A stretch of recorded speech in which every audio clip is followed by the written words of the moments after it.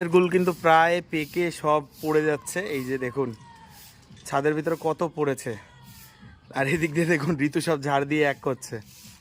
ঋতু কুল মাখা করবা না? দেখুন গাইস কত কুল।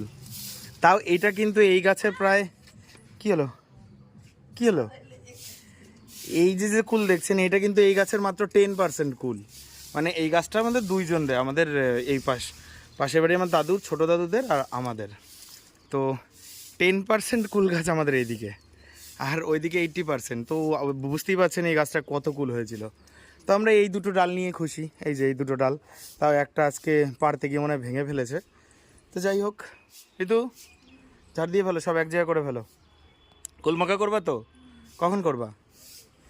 একটু পরে? আচ্ছা ঠিক আছে ঠিক আছে। এই শুকনো গুলগুলো খেতে না বেশি মজা লাগে।